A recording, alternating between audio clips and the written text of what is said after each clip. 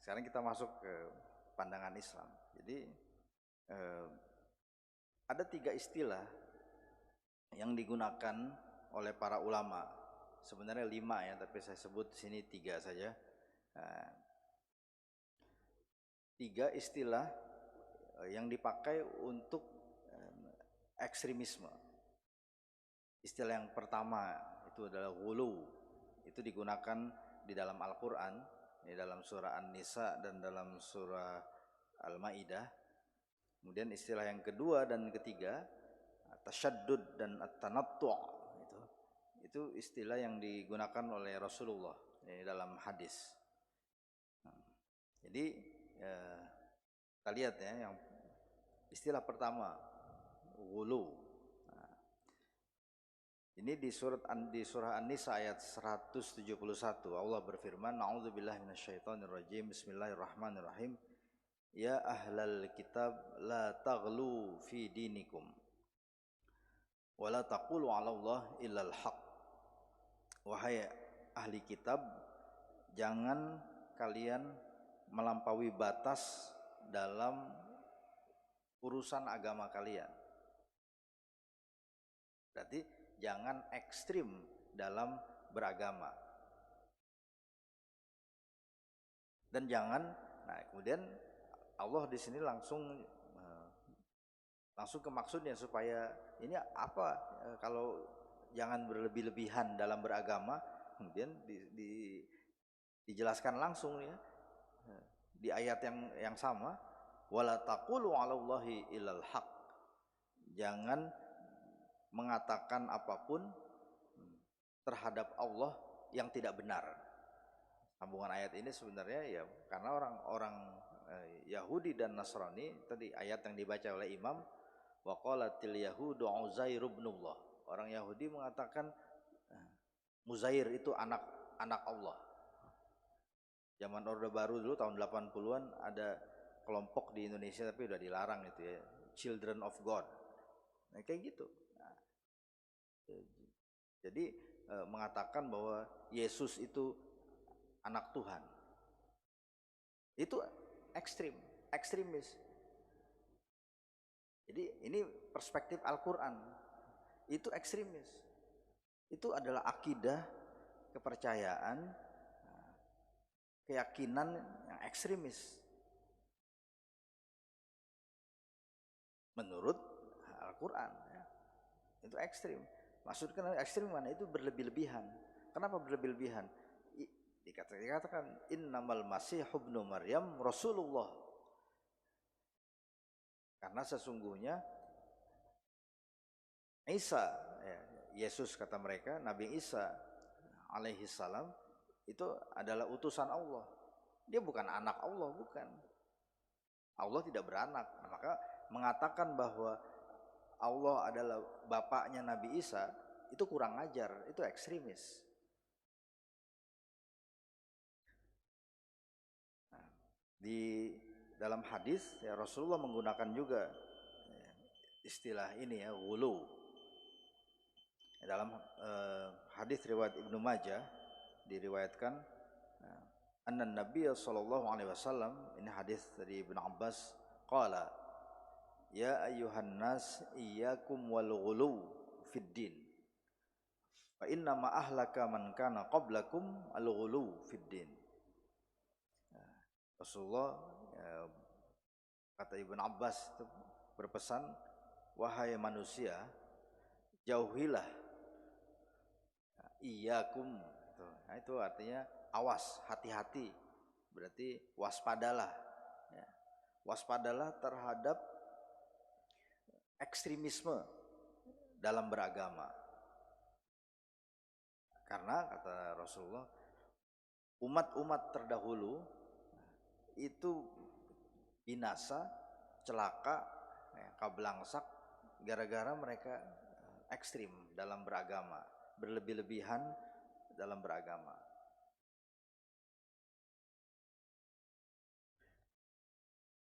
Kemudian istilah yang berikutnya adalah tanattu'. Tanattu' ini istilah dalam hadis riwayat Imam Muslim, hadis sahih dari Ibn Mas'ud radhiyallahu anhu, anna Nabiy sallallahu alaihi wasallam qala halakal mutanatti'un qalaha thalathan. Rasulullah katanya sampai mengulang 3 kali, binasalah orang-orang yang ekstrim, binasalah orang-orang yang keterlaluan, binasalah orang-orang yang berlebih-lebihan. Dan para ulama karena itu banyak yang menulis kitab sampai tebal-tebal tentang fenomena ekstremisme ini yang harus dipahami, harus dijauhi, maksudnya dimengerti itu supaya dijauhi ya. Nah, kayak dalam ilmu kesehatan ada toksikologi, ilmu racun. Itu ilmu racun dipelajari bukan supaya kita minum racun, tapi supaya kita jangan sampai terminum, jangan sampai nggak tahu bahwa misalnya ada makanan, ada minuman itu mengandung racun. Ini beberapa kitab yang ditulis Al-Ghulu Fiddin, Mushkilatul Ghulu Fiddin fil Asril Hadir. Kemudian ulama Saudi juga menulis, ini Syekh Al-Fauzan, Al-Ghulu Madzahiruhu Asbabuhu Ilajuhu.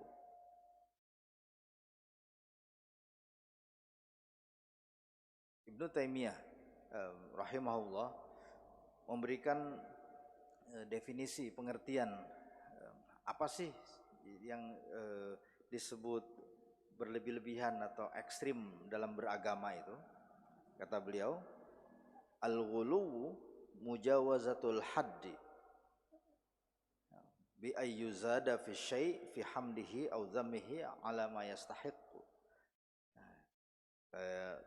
Beliau rahimahullah, ghulu atau ekstremis dalam beragama itu adalah melebihi, melampaui, melewati batas. Batas itu adalah batas yang ditetapkan oleh Allah dan Rasulnya. Jadi contohnya kan kayak kita sholat subuh 2 rakaat, kita sholat zuhur, asar 4 rakaat, itu batasannya. Jadi kalau kita sholat lebih dari 4 rakaat zuhur, kita sholat 5 rakaat, 6 rakaat, itu salah. Nah begitu juga dalam banyak hal ya. Nanti kita akan kasih contoh varian-variannya. Abu Bakar Al-Jassas mengatakan juga sama. Al-ghulu huwa mujawazatu haddil haq fihi. Melampaui, menabrak batas kebenaran, batas yang hak dari setiap perkara. Itu adalah ekstrim. Jadi melewati batas yang benar. Kalau melewati batas yang benar berarti jadi tidak benar lagi. Ya sama kayak barang kita ya, misalnya gadget, ya. Sepeda misalnya, kita punya sepeda yang sudah benar itu berarti bisa dipakai ya, everything is in order. Sepeda yang udah benar kalau kita utak-atik dia jadi rusak. Yang dibenerin itu yang rusak. Kalau yang udah bener dibenerin jadi rusak. Nah, itu dibilang ekstremisme. Menambah-nambah, ini kata Ibnu Taimiyah, menambah-nambah sehingga menjadi rusak. Qala Ibnu Hajar, al-ghulu huwa al-mubalaghah fi syai' wa tasydid fihi bitajawuzil had. Nah, ekstremisme itu adalah berlebih-lebihan dalam suatu perkara dan bersikukuh. Bersikukuh maksudnya ngotot ya, kalau bahasa kita itu ngotot, sampai melampaui batas. Wa qala al-Khattabi al-mutanatti' dalam hadis Rasulullah tadi itu wa al-muta'ammiq fi syai' al-mutakallif lil bahthi anhu. Yang disebut ekstremis adalah orang yang katanya menukik, mau mendalami sesuatu yang sebenarnya tidak perlu. Para ulama meneliti dan kemudian membagi ini jenis-jenis dan varian dari ekstremisme. Kata mereka, kita bisa kelompokkan jadi 3. Yang pertama, ekstremisme dalam akidah. Yang kedua, ekstremisme dalam ibadah. Yang ketiga, itu ekstremisme dalam adat istiadat. Yang pertama ya, ekstremisme dalam keyakinan, al-ghulu fil aqidah atau fil i'tiqadat. Nah, ini kalau kasus ahlul kitab, orang-orang Yahudi dan Nasrani itu menuhankan Yesus. Kalau di kasus di kalangan orang Islam seperti orang-orang Syiah itu mensucikan para imam.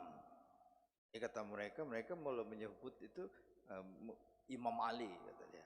Saya suka, ada teman saya itu orang Rawamangun, dia ngikut-ikutan Syiah. Jadi pernah saya tanya, jadi dia kalau ngirim pesan WA nyebut Sayyidina Ali ya bin Abi Thalib radhiyallahu anhu wa ardhah imam katanya, Imam Ali. Itu saya bilang, masa Imam Ali doang? Gimana dengan Imam Abu Bakar, Imam Umar, Imam Utsman? Jadi dia begitu. Dan kenapa di Indonesia banyak orang namanya Ali Maksum? Nah, itu sebenarnya dari pengaruh dari ajaran Syiah ya, keyakinan Syiah yang ekstrim itu. Maksum bagi Ahlus Sunnah wal Jamaah itu hanya Rasulullah, para nabi, para rasul itu maksum. Maksum artinya terpelihara dari dosa, terjaga dari kesalahan yang fatal. Nah, itu maksum. Tapi bagi orang-orang Syiah, semua imam, bukan imam masjid, bukan. Maksudnya imam itu adalah imam-imam Syiah ya. Itu mereka yakini itu suci dari dosa. Nah, itu berlebih-lebihan. Ya. Kemudian atau kalau misalnya ada yang ikut tarekat misalnya ya, menganggap syekhnya, wah syekhnya itu ada kan di Indonesia juga yang ikut tarekat, kadang-kadang tuh datang syekhnya dari Amerika. Nah, itu sebagian ada yang meyakini bahwa syekhnya itu suci. Ya kalau suci habis wudhu nggak apa-apa ya, tapi kalau suci dalam arti kudus begini, nah itu ghulu, itu ekstrim, itu keliru, itu salah. Jadi kita menghormati guru ya, tapi mensucikan guru itu ghulu, itu ekstremis. Kemudian kita disuruh beribadah dengan khusyuk, ya, sholat dengan khusyuk. Tapi orang sholat dan kemudian mendekat kepada Allah, sedekat apapun seorang hamba kepada Allah tidak akan pernah bisa bersatu dengan Tuhan. Tapi ada orang-orang yang error, nah itu tadi ekstremis. Ekstremis ini dia nggak bawa senjata. Jadi dalam pikirannya, akidahnya itu tadi ekstrim. Dia bilang, oh saking dekatnya dengan Tuhan, lalu Tuhan masuk bersemayam ke dalam dirinya. Nah itu error. Manunggaling kaula Gusti. Ajaran-ajaran hulul yang mengatakan bahwa manusia bisa bersatu dengan Tuhan atau Tuhan bisa menyatu dengan hamba, itu ekstremis. Walaupun tidak melawan pemerintah. Nah ini penting. Tadi kan yang kita omongin itu perspektif orang barat tentang ekstremis, dan itu perspektif itu dibawa ke Indonesia. Ditunjuklah, oh fulan ekstremis. Nah, ekstremis dalam perspektif Islam itu bukan itu. Nah ini dalam akidah, nah itu ajaran-ajaran sesat itu adalah ekstremis. Kemudian mengkafirkan orang Islam, memusyrikan orang Islam. Ada orang ziarah kubur, wah musyrik, ziarah kubur dibilang musyrik. Yang ekstrim yang mana? Yang ekstrim itu adalah yang memusyrikkan itu. Ya kita ngelihat kalau dia minta kepada kuburan, nah itu salah. Tapi kalau dia berziarah kubur, kemudian dia di situ berdoa, Allahumma ghfir sahib hadzal qabri, Allahumma ghfir lahu warhamhu wa'afihi wa'fu anhu, enggak apa-apa. Jadi ini kita lihat bentuk-bentuk ekstremisme yang sering kita temukan, mengkafirkan orang yang berbeda mazhab, berbeda pendapat dengan kita. Misalnya dalam hal-hal yang furu'iyah. Nah, itu ekstremisme. Kemudian yang kedua, varian dalam ibadah ya. Al-ghulu fil ibadat. Ini seperti misalnya kita memang disuruh berpuasa, ada puasa wajib, ada puasa sunnah. Bagaimana kalau saya kuat puasa setiap hari? Itu nggak boleh sama Rasulullah. Puasa setiap hari sepanjang tahun. Kita kan puasa setiap hari itu di bulan Ramadan. Puasa setiap hari berturut-turut kan, nah, nggak ada jeda sampai masuk bulan Syawal, sampai muncul hilal bulan Syawal itu baru kita berhenti puasa. Nah tapi kalau puasa terus menerus nggak boleh, itu ekstremisme. Atau kalau pernah dengar hadis Rasulullah menegur sahabat Mu'adz bin Jabal radhiyallahu anhu karena beliau Mu'adz ini mimpin sholat, dia jadi imam, terus dia baca surat panjang, terus kedengaran kalau nggak salah di dalam riwayatnya gitu ya, ada suara bayi atau anak kecil nangis, mungkin ya nggak sabaran nunggu ibunya sholat ya. Terus kemudian sesudah sholat itu ditegur Mu'adz bin Jabal, aturidu an takuna fattanan ya Mu'adz, wahai Mu'adz, apakah engkau mau menimbulkan masalah? Jadi kata Rasulullah ya jangan begitulah ya. Berarti harus melihat situasi, harus luas, harus fleksibel. Jadi kan makanya di kita punya pilihan. Kalau baca sesudah Fatihah dalam sholat itu, kita sholat sendiri ataupun kita jadi imam, kita punya pilihan. Iqra ma tayassara laka minal Qur'an. Baca yang kamu bisa, yang mudah bagimu gitu. Yang mudah. Jadi prinsipnya adalah prinsip kemudahan. Yang mudah. Karena yang mudah bagi A belum tentu mudah bagi B. Dan Rasulullah tidak mengatakan kalau sholat rakaat pertama harus baca surat misalnya Al-Baqarah, nggak ada begitu. Jadi tidak disuruh tapi juga tidak dilarang. Nah, maka ini dikatakan ya, jadi mewajibkan yang sunnah. Nah, apalagi yang mubah tapi diperlakukan, dianggap seolah-olah jadi wajib. Harus begini, mengharuskan diri, memaksa diri atau memaksa menyuruh anggota keluarganya ataupun muridnya untuk melakukan itu ekstremisme. Kemudian yang ketiga ini al-ghulu fil adat.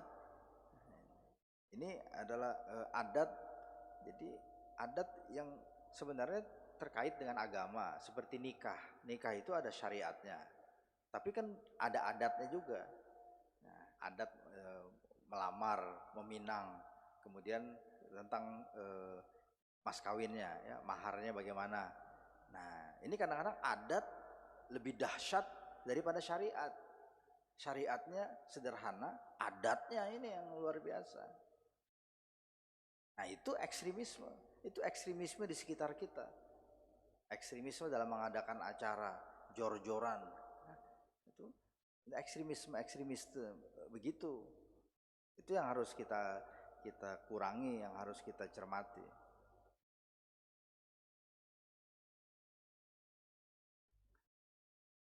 Mengapa orang jadi ekstremis ya, dalam beragama, dalam melaksanakan agama, dalam berkeyakinan? Nah, kalau menurut para ulama yang kitabnya tadi saya tampilkan itu, ada sekurang-kurangnya ada 4 sebab. Yang pertama, ya karena pengetahuan agama yang masih minim. Berarti obat dari ekstremisme itu, solusi yang pertama adalah meningkatkan pengetahuan, ya, edukasi. Ya, kita mengedukasi diri sendiri dan kita mengedukasi keluarga kita, saudara-saudara kita, ya, supaya pemahamannya lebih baik, pemahamannya lebih mendalam, lebih banyak, nah, supaya akhirnya jadi tidak ekstrim. Contohnya tadi ekstremisme dalam adat itu, nah, bagaimana supaya adat tidak melampaui syariat. Nah, kadang-kadang gitu ya, syariatnya tidak begitu dipentingkan, adatnya itu yang ditekankan. Ya, berarti diberi pemahaman tentang syariat. Nah, kemudian kata para ulama, al-jahlu bil Qur'an was sunnah wa adamul fiqhi fid din. Nah, kurang familiar dengan Al-Qur'an dan sunnah. Nah, berarti kita itulah baca seperti kata Sunan Bonang ya, moco Quran lan maknane, baca Al-Qur'an dengan artinya. Nah, itu akan mengurangi potensi ekstremisme pada kita. Dan kemudian baca hadis-hadis Rasulullah itu di program, itu obat ekstremisme. Yang kedua, orang menjadi ekstremis karena belajar dari guru yang salah dan guru yang memang sikapnya itu sudah ekstremis ya. Kata Aristoteles ya, kambing akan melahirkan kambing dan kucing akan melahirkan kucing. Ya, kalau pepatahnya itu kata Aristoteles ya, dalam bahasa Yunani kuno. Ya, kalau pepatah Melayu kita peribahasanya, guru makan sambil berdiri, murid makan sambil berlari, ya, gitu kan. Jadi bagaimana gurunya, begitulah nanti muridnya biasanya akan terpengaruh, akan mengikuti, meniru tidak hanya meniru dalam perilaku ya, tapi meniru dalam berpikir, dalam bersikap. Nah, sikap-sikap yang ekstrim itu biasanya ya diperoleh dari guru. Sebelum ngaji sama Ustadz A, dia biasa-biasa aja misalnya. Sudah ngaji sama Ustadz A itu, dia jadi pandangannya jadi berbeda. Nah gitu kan. Nah ini yang disebut talaqqil ilm an ghairi ahlihi min ashabil ghulu wa tatarruf. Kemudian yang kedua, ini tadi misalnya sebelum ikut pengajian itu, dia sama kita biasa-biasa aja. Sesudah ikut pengajian itu, dia menganggap kita Islamnya tidak sah gitu ya. Atau menganggap apa yang kita lakukan ini itu kufur, syirik dan sebagainya. Yang ketiga, taklidul a'ma wa ta'assub lil maurusat wal ashkhas. Taklid buta dan fanatik kepada sumber tertentu. Sumber di sini tadi sumber orang, ya, guru ataupun referensi rujukan. Jadi kan ada, kita ketahui saudara-saudara kita yang kalau hadis hanya mau hadis yang diriwayatkan oleh ini misalnya, atau kalau baca buku maunya buku itu aja, nggak mau buku yang lain. Nah, kitab maunya pakai kitab itu saja. Nah itu banyaklah contoh-contohnya, tidak usah disebut ya. Nah itu jadi berarti memang membatasi diri dengan sengaja itu, sehingga jadi narrow minded ya, berpikiran wawasan yang terbatas, yang sempit. Terus yang keempat, memahami teks, nah di sini Al-Qur'an maupun hadis secara harfiah, secara literal, secara dangkal, dan secara sempit. Itu gimana? Ya, itu tadi memang betul kita harus baca Quran beserta artinya, tapi tidak cukup begitu sebenarnya. Nah, karena Al-Quran ini sampai kepada kita melalui siapa? Kita dapat Al-Quran dari siapa? Nah, gitu. Kalau beli bisa beli di Tanah Abang, beli di Gramedia. Nah, tapi itu beli. Tapi bagaimana Al-Quran itu sebagai wahyu sampai kepada kita? Melalui siapa? Dari mana? Itu melalui para ulama. Nah, gitu ya. Dan karena itu, kalau kita mau memahami Al-Quran, nah, kalau para sahabat Rasulullah mau memahami Al-Quran, apa yang mereka lakukan? Kalau mereka nggak paham, mereka datang ke Rasulullah, mereka tanya. Rasulullah meninggal. Nah, kemudian para sahabat ini kan ada yang tua, ada yang muda, ada yang sempat ketemu Rasulullah, ada yang enggak. Nah, para sahabat yang kurang paham Al-Quran, kemudian mau belajar, mau nanyanya ke siapa? Nanya ke para sahabat yang dekat dengan Rasulullah. Gitu. Dan terus begitu. Jadi sama kayak kita kalau tidak paham baca Al-Quran, nah, kita baca kayak tadi tuh ada kan, qatilul ladzina, ya, perangilah. Dia tanya, ini maksudnya apa perangi ini? Apakah harus perang? Nah itu ya. Jadi kalau kita baca kemudian perangi kita tafsirkan sendiri, nah itu jadi error.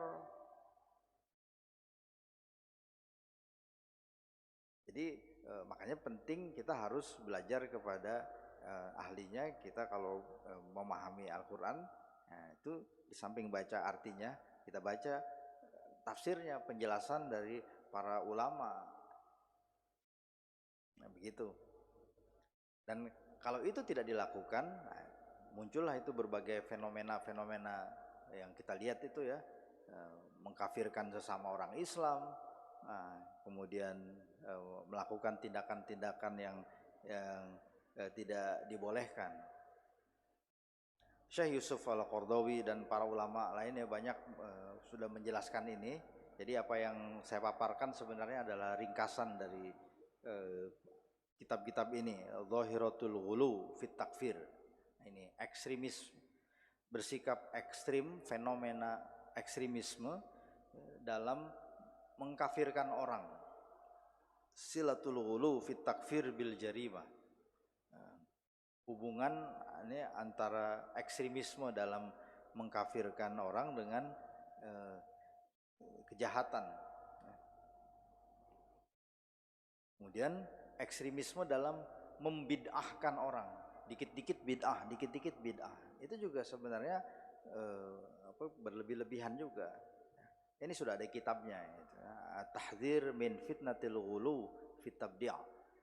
Berhati-hatilah dari katanya fitnah ini ya masalah gitu ya, persoalan ekstremisme dalam membid'ahkan amalan-amalan yang dilakukan oleh orang Islam.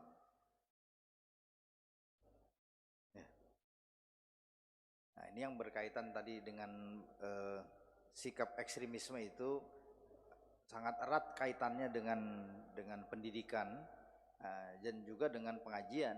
Nanti kita belajar dengan siapa, kepada siapa, lingkungan kita, teman-teman kita itu juga mempengaruhi kita.